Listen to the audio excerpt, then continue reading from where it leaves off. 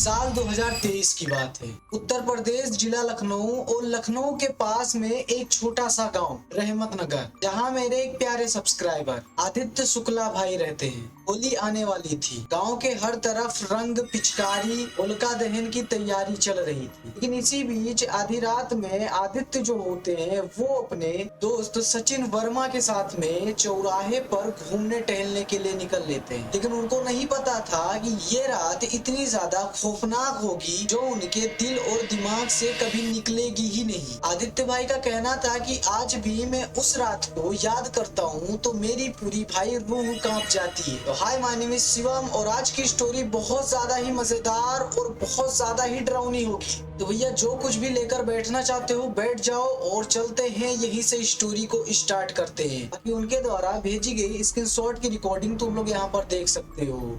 आदित्य भाई जो थे वो 23 साल के थे। अपने पूरे परिवार के साथ में रहते थे। उनके परिवार में उनकी मम्मी, उनके पापा और उनकी एक छोटी सी बहन थी। अब आदित्य जो थे वो पढ़ाई के साथ साथ अपने पापा का बिजनेस भी संभालते थे। उनके पापा का एक किराना स्टोर था जो चौराहे के बिल्कुल पास में ही पड़ता था। होली आने वाली थी। गाँव के हर तरफ रंग, पिचकारी, होलिका दहन की तैयारी चल रही थी। लेकिन आदित्य की जो फैमिली वाले थे उन्होंने आदित्य को मना किया हुआ था कि चौराहे पर रखे टोटकों को कभी पार मत करना। लेकिन आदित्य जो होते हैं वो इन सब बातों को अफवाह मानते थे, मतलब अंधविश्वास मानते थे। लेकिन यही अफवाह इनके साथ में कुछ ऐसी चीज करने वाली थी जो इनकी जिंदगी की सबसे बड़ी घटना बन गई। होली से ठीक 3 दिन पहले रात के 10:30 बज रहे थे। आदित्य और आदित्य का दोस्त सचिन ये दोनों प्लान बनाते हैं बाहर घूमने की, चौराहे पर जाने की। लेकिन आदित्य जो होता है वो सोचता है कि मम्मी ने तो मना किया हुआ है, कैसे जाएंगे, नहीं चलते हैं भाई, होली के बाद में चलते हैं। लेकिन आदित्य जो होता है वो बोलता है नहीं भाई,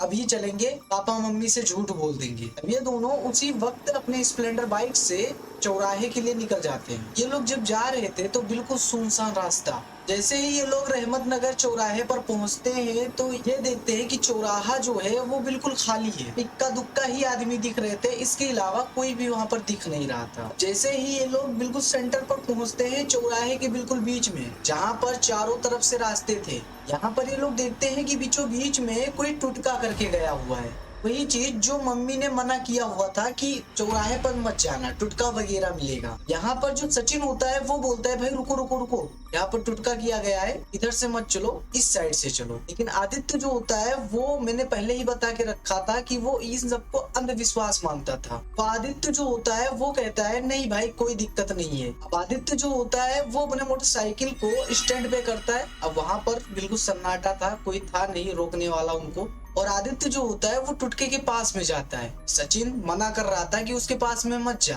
लेकिन आदित्य जो होता है वो मानता नहीं है। वहां पर जाने के बाद उसने देखा नींबू, मिर्ची, लाल धागे और सिंदूर और एक डिब्बे में मिठाई ये सब रखी हुई थी और एक दिया था जो कि भाई जल रहा था। यहाँ पर जो आदित्य होता है वो सचिन के मना करने के बावजूद भी उस टुटके को लात मार देता है और यहाँ पर जो मिठाई रखा हुआ था वो भाई खुद खा लेता है। आदित्य बोलता है कुछ नहीं होता, ये सब बस ड्रामा है। उस टाइम तो इनको दोनों को कुछ भी नहीं महसूस हुआ। उस टाइम ये हंसते हंसते अपने घर पर लौट आए।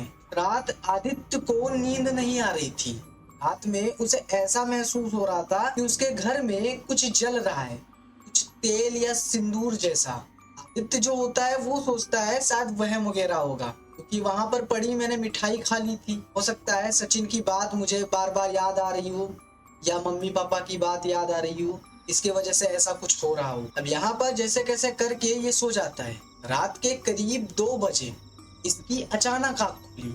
उसे लगा कि उसके कमरे के बाहर कोई धीरे धीरे चल रहा है। ये सारी चीजें उसके साथ में पहली बार हो रही थी। आज से पहले ऐसा कभी महसूस उसे नहीं हुआ था। तो उसे अंदर से थोड़ा सा मतलब डर सा महसूस होता है, बट फिर भी वो कहता है यार कुछ भी होगा। लेकिन उसी टाइम उसे लगता है कि उसके दरवाजे के नीचे से कुछ आ रहा है, मतलब कुछ बह रहा है लाल कलर जैसा, मानो ऐसा कि खून हो, ब्लड हो, ऐसी सारी चीजें। एंड वो तुरंत बेड से उठ के अपने दरवाजे के पास में जाता है और देखता है भाई कुछ भी नहीं है, वहां पर सब कुछ नॉर्मल था। धीरे से अपना दरवाजा खोलता है।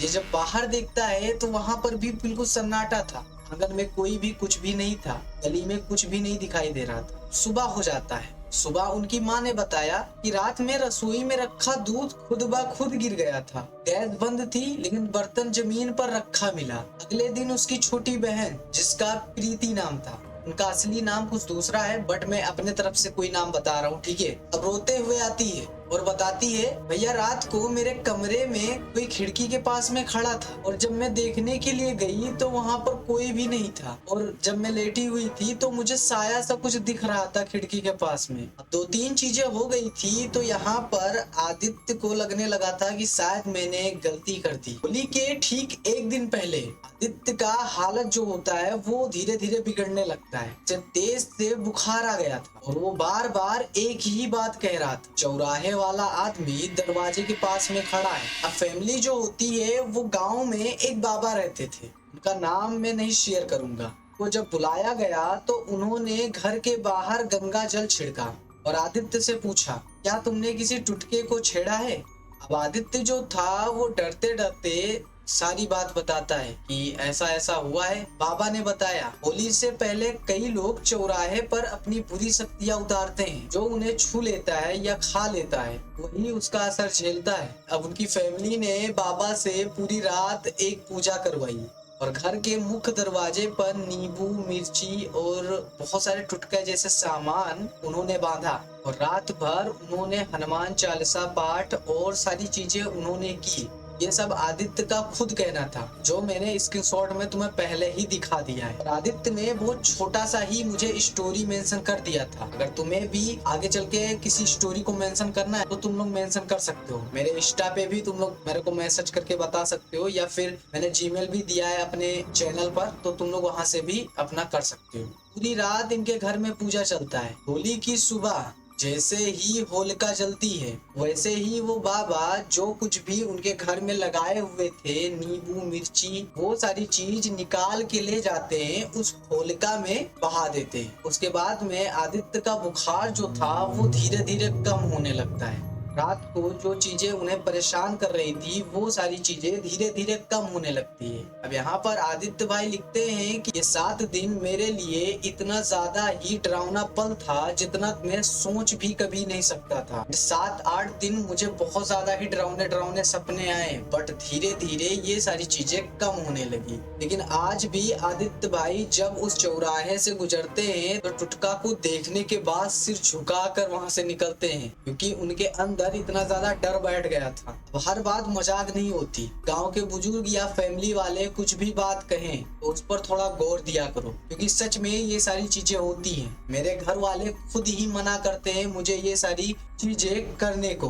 और बाकी तुम लोगों को हैप्पी होली। इन सब चीजों से बच के रहना, कभी भी ये सब चीजें ट्राई मत करना। और मिलते हैं किसी नेक्स्ट वीडियो में, जब तक के लिए बाय बाय। और लाइक सब्सक्राइब तुम्हारी जिम्मेदारी है तो प्लीज से करके जाना।